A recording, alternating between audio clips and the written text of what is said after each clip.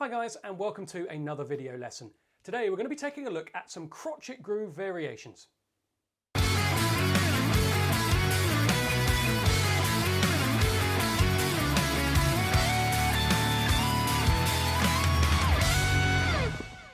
So before we look at varying our crotchet groove, we better remind ourselves of what a crotchet groove actually is. Grooves take their name from the lead hand, remember, or the cymbal pattern. You can play grooves on any of the cymbals you've got available to you, but it's nearly always our lead hand that plays those cymbals. So crotchet groove, 1, 2, 3, 4 on the cymbal, bass on 1 and 3, snare on 2 and 4. This is probably the first groove you ever learnt. You may have learnt it as the 12-note pattern where you count to 12 and then play the fill. Its proper name is a crotchet groove. We're going to play it on the hi-hat, 70 beats per minute, round and round. Here we go.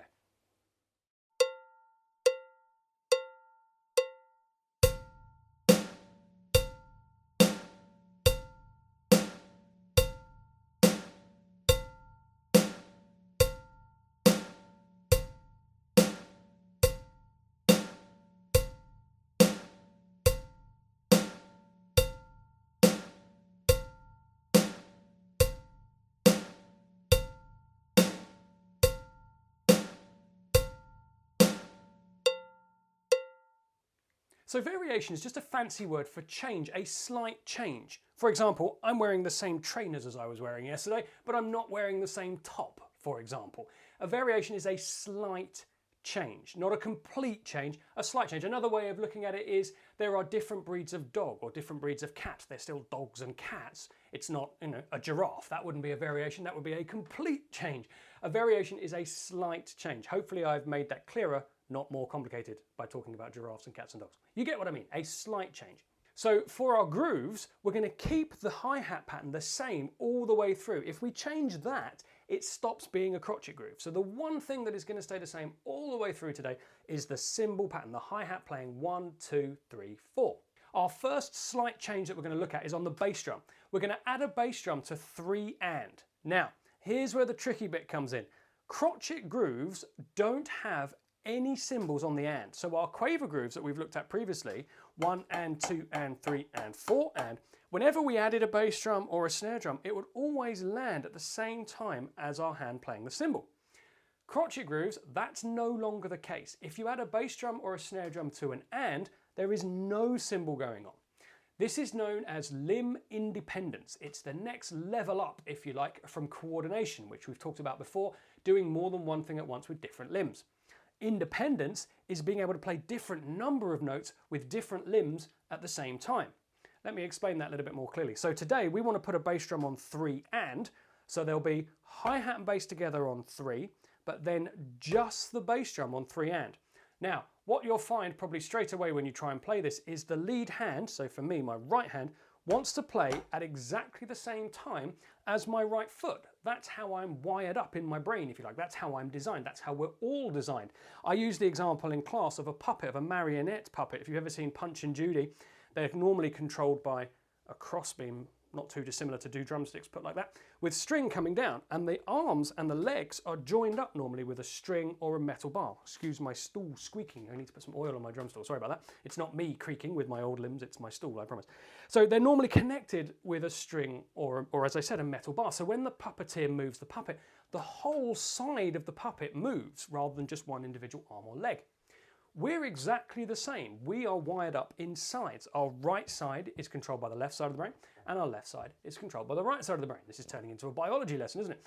So basically, when we want to play 2 right feet, we instinctively want to play 2 right hands, and vice versa as well. We want to be able to separate out our limbs. This is the independence element. So we want to be able to play 2 with our feet and 1 with our hand, or 2 with our hands and 1 with the other hand. You'll get the idea as we progress through the lesson. We want to basically have all of our limbs independent from one another. That's the goal for us as drummers, to be able to control all of our limbs independently. So I will play the first pattern, the bass drum on 3 and. I'll play the whole groove for you at 70 beats per minute, just so we've got an idea of what we're aiming for. Then we'll break it down and have a look at that tricky extra bass drum part.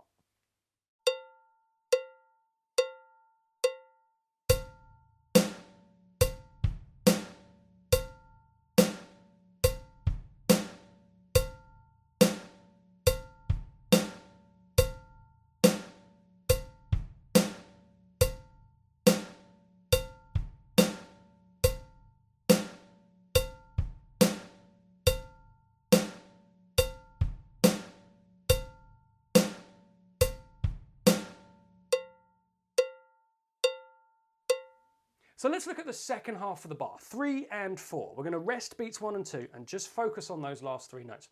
Now, you can count it, 3 and 4. That's absolutely fine. That is what we're playing. But I found when I'm trying to get to grips with this tricky limb independence idea, I found it easier to try and count using my limbs, because that's what I'm trying to separate. So what we're actually playing here is hand and foot, just the foot, then both hands. So you could say both foot, both, or right foot, both, or any combination of limbs that helps you separate them out. The key is there are 2 limbs playing on the first note, just the foot on the and then 2 limbs playing again on 4. So hand and foot, foot, hands, or hand and foot, foot, both. You may find another combination or another set of words that works for you, and that's absolutely fine. The most important thing is we avoid having hi-hats on all 3 notes. Here we go, 70 beats per minute, just that second half.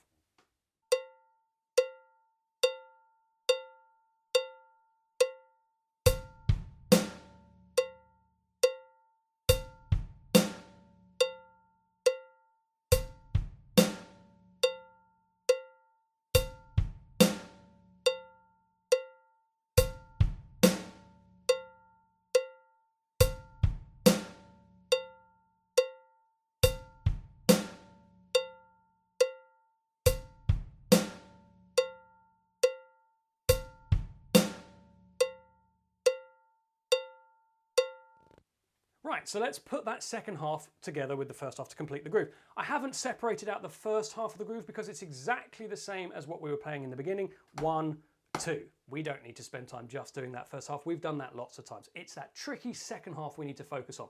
So we'll put it all together. 1, 2, 3, and 4. We'll do it nice and slowly, 70 beats per minute. If you need to pause the video and slow it down a bit more than that, that's absolutely fine. Go right ahead. Come back and join in with me when you're ready.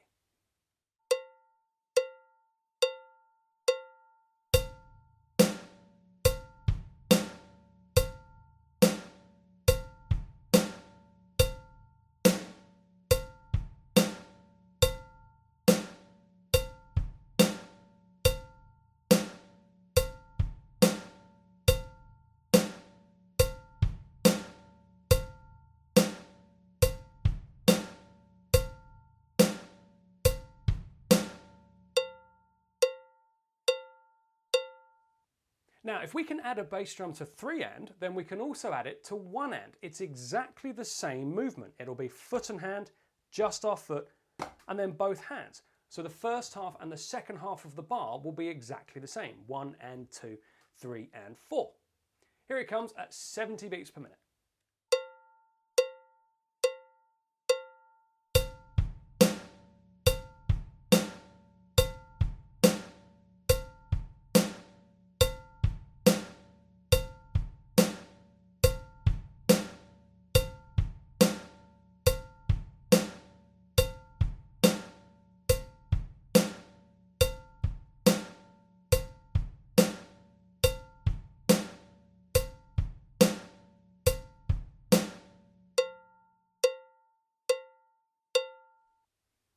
So we've looked at bass drum variations. Let's take a look at snare drum variations now.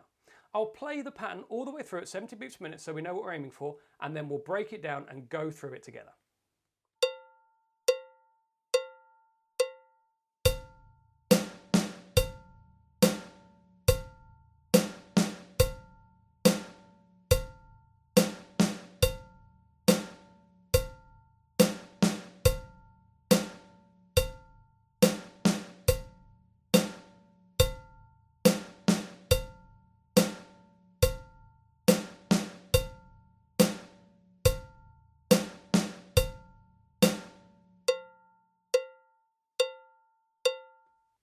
Okay, so did you spot the variation? It was on 2 and on the snare drum. 1, 2, and. That's where our extra note is. And again, this is where the limb independence comes in. It's not foot independence anymore, it's hand independence. We want to try and avoid playing the snare drum and the hi-hat together for both of those notes. So we're going to have 1, 2, left.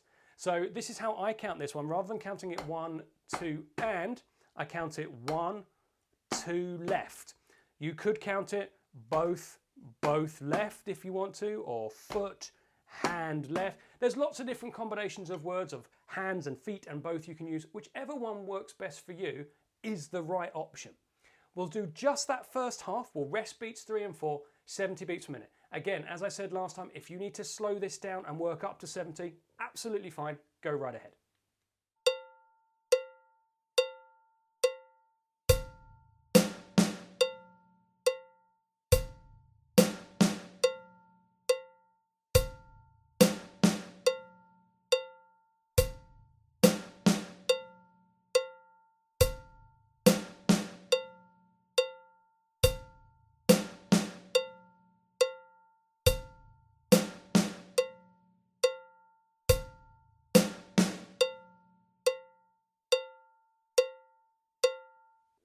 So let's put that first half of the bar together with the second half to complete the groove. Again, we're not going to break that second half down. It's just 3, 4, which we already know and love. Here we go, 70 beats per minute.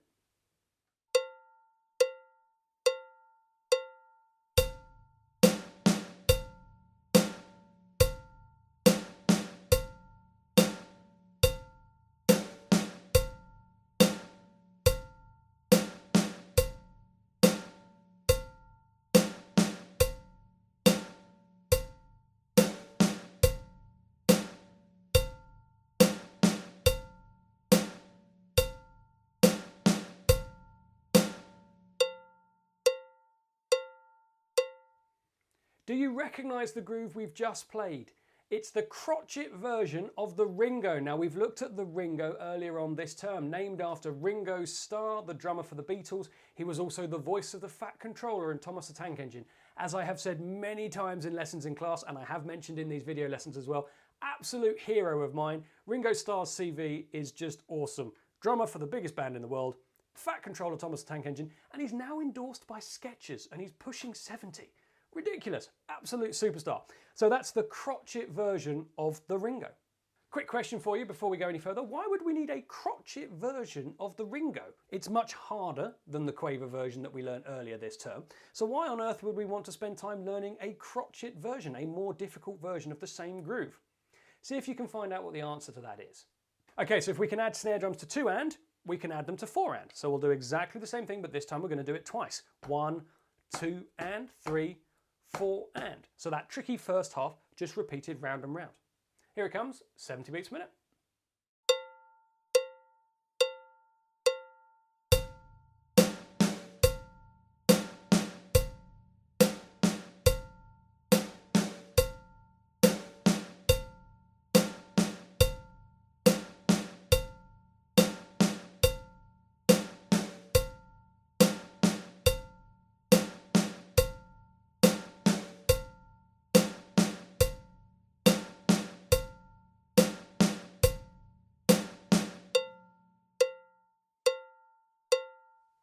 Now, I've been a little bit mean to finish off today's lesson. You guys have been playing drums long enough now for me to start throwing some tricky challenges your way.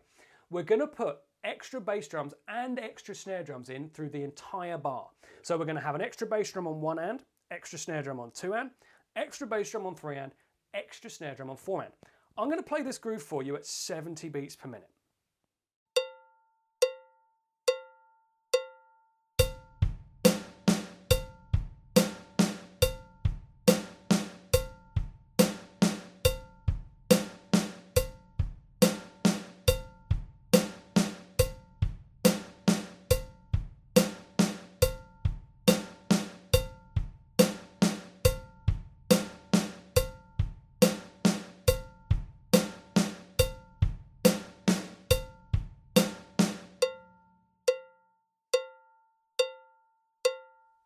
So here's where the challenge comes in. I'm not going to break this down for you.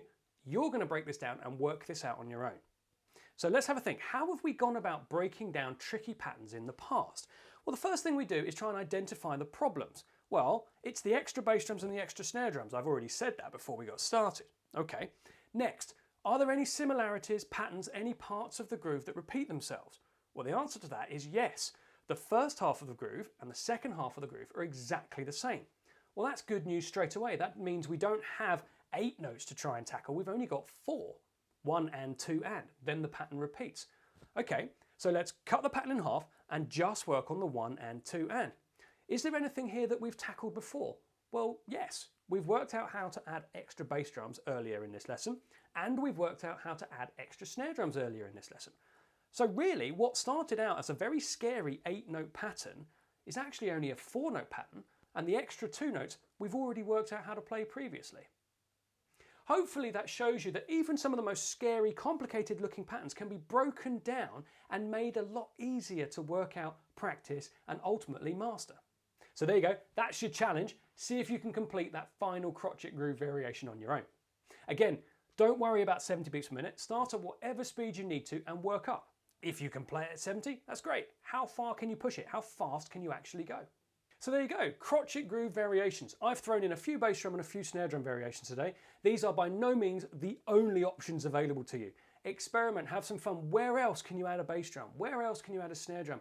Can you add bass drums and snare drums together in the same bar? You get the idea. You've been having lessons long enough now to know what we need to do when we're practicing. Take the ideas from today's lesson, master those, and then build on them, expand on them, have some fun, see what crotchet grooves you can create. That's it for today's lesson, guys. I hope you enjoyed that. If you've got any questions, please feel free to let me know. If you're watching on YouTube, leave a comment down below. I will get back to you as soon as I can. Stay safe, take care, and enjoy your drumming, guys.